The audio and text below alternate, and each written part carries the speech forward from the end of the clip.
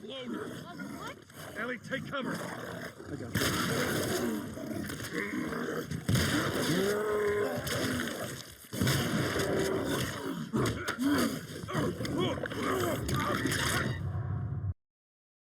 Hey there, folks. I'm the Middle Management Gamer, and thanks for joining me today. This is War, and that's Working Adult Reviews, and today is a throwback episode to The Last of Us.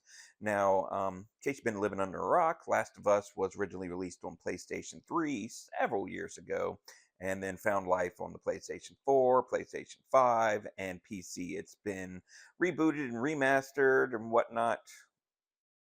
Take that back. It's been remastered. I don't think it's been rebooted, and hopefully they don't need to do that because the game was pretty much a work of art from the get-go.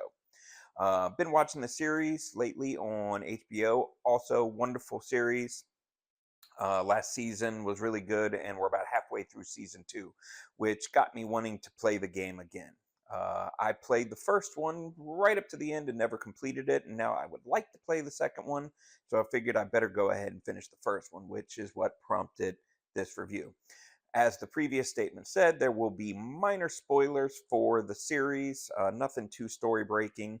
I did, however, skip major plot points in the video gameplay and in recording my footage, so as not to spoil the game if you've never played it. So without further ado, here we go. So this is the PlayStation 5 The Last of Us Part 1. So if you're not familiar with The Last of Us, what it is basically a outbreak occurred in the United States. I don't remember well enough if it affected the entire world, but the United States for sure, with a cordyceps fungus that infected, took over, and caused like a zombie outbreak basically.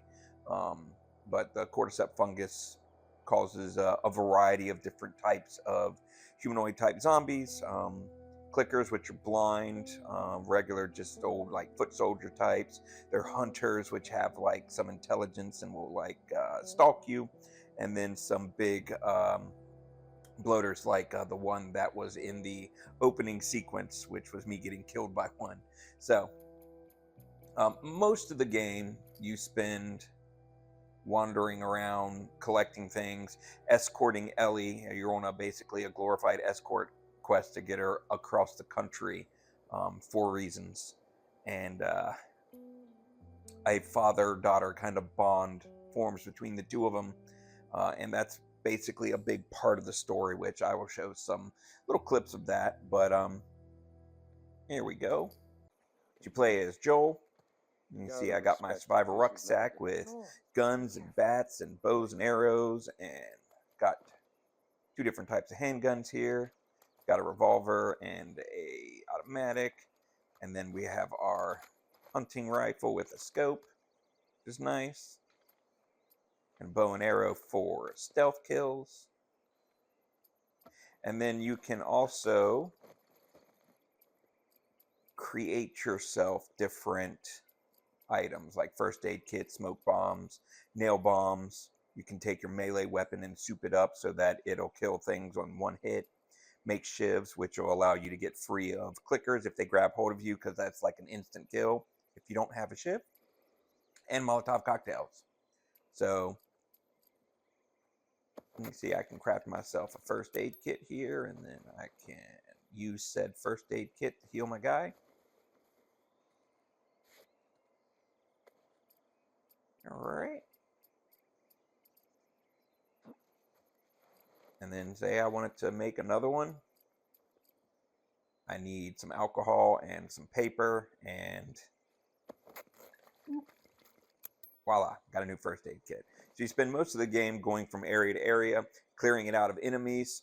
Could be humans, could be fungus-based cordyceps, bad guys, clickers, and whatnot. And then once you get in through the area and you clear it out, then you run around and you try to find everything that was dropped or was stashed around. Like, I'll pick up this alcohol and this paper, and then I can make more bandages later. Scissors are used for making shivs and making more nail bombs.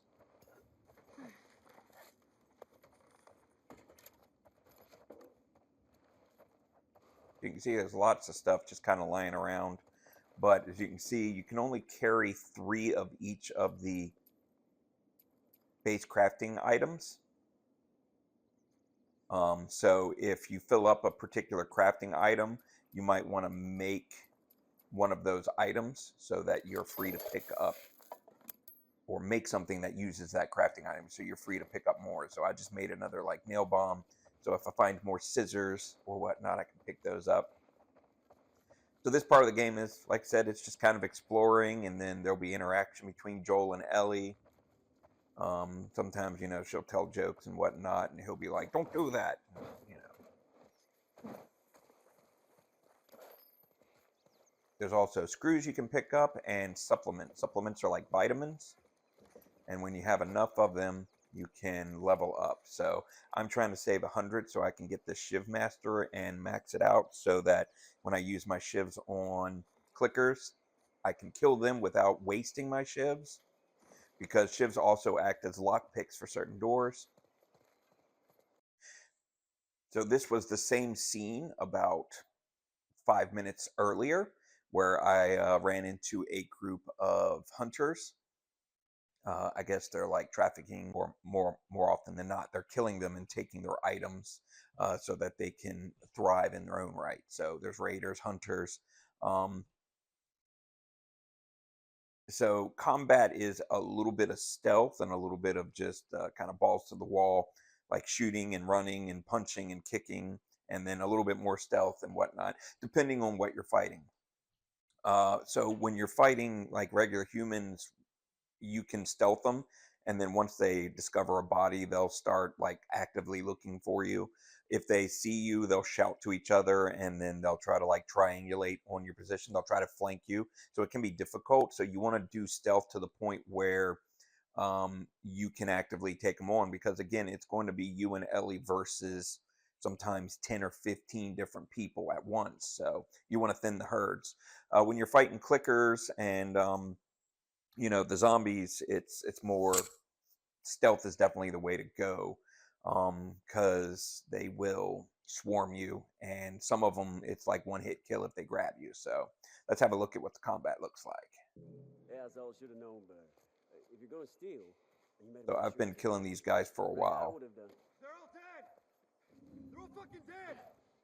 The hell's he? That was nail bomb. Ellie's in a sniper's nest helping me out.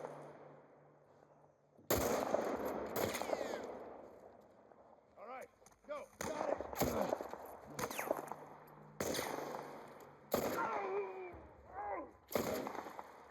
Like I said, they'll try to flank you.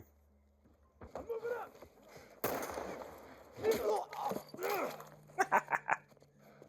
A nail bat is awesome.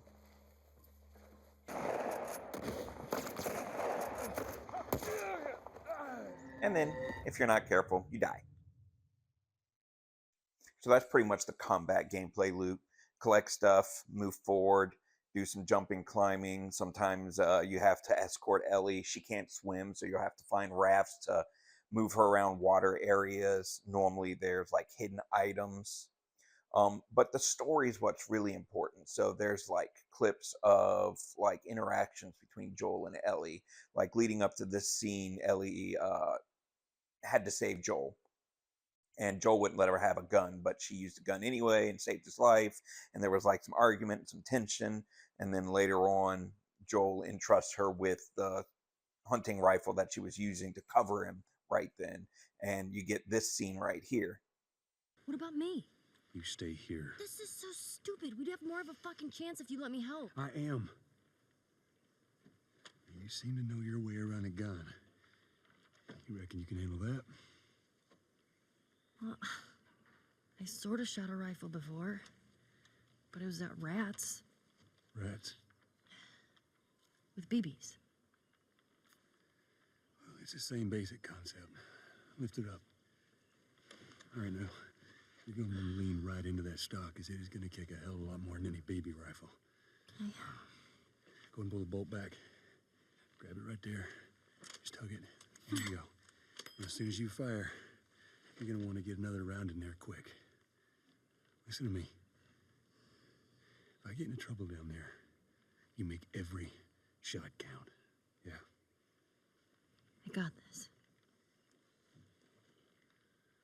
All right.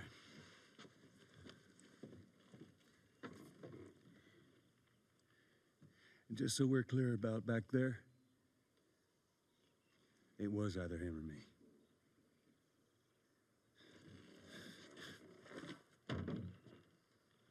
You're welcome.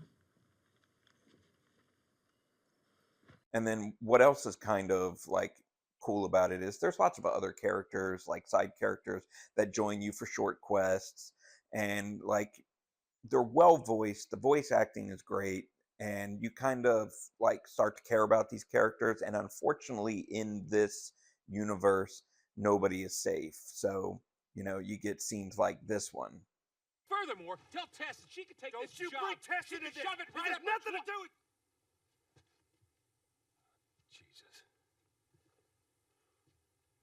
What, you know this guy or something? Frank, Who the hell's Frank? he was my partner.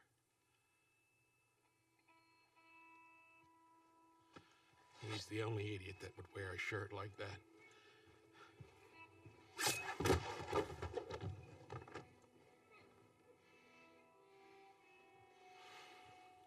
He's got bites.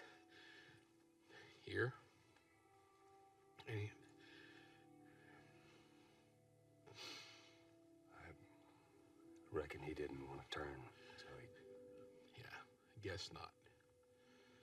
So what do we think about Last of Us? So again, this is a touchback to a game that I played years ago. As far as a working adult goes, this one is totally worth your time. If you don't have a lot of time to invest in what you're playing, this is a good one because the story moves along pretty quickly at a good pace. You know, if you die, it goes back to a checkpoint fairly close, even if you're in a long string of combat situations. If you knock out a few of them and kind of move to an area where, like, they lose track of you, it'll update your checkpoint. So, you know, if you struggle with harder gameplay loops, this one's not too bad. You can actually even set it for story mode to where the combat is exceptionally easy. Again, the story moves along. The characters are great. The voice acting is great. You know, there's even like for the completionist who likes to collect things like me, you can really stretch this game out to 50 or 60 hours. Totally worth it. If you have PlayStation Plus, you probably already have a free copy of it. If you've been a subscriber for a while, I'm sure they dropped a free version of it at some point. It's been around since PlayStation 3. If you're a retro collector and you have a PlayStation 3, you can pick up a copy. It's even worth playing on the older system, although this newer one has like DLC and whatnot. And there is a sequel out, so totally worth playing, totally worth your time. Middle Management Gamer here, giving 2 thumbs up for the working adult review of Last of Us. If you haven't played the game, play it. If you haven't watched the show, watch it. If you haven't done both, do them in tandem. If you started watching the show and you haven't played the game yet, you should do it. It's totally worth it. They don't spoil each other's. The storylines, it pretty much runs in tandem, game with show and vice versa. But there are small differences, so even if you played the game through, there's surprises, twists, and turns for you. And if you've watched the show, you can still enjoy the game. Again, I cut out most of the full motion videos of the game that give away a lot of the spoilers because the game is a heart wrencher. So if you're looking for something that's a worthwhile experience and a worthwhile play with a good story, this is it. So again, Middle Management Gamer here signing out. Look forward to seeing you next time. Don't forget to like, share, and subscribe, and we'll see you then. Adieu.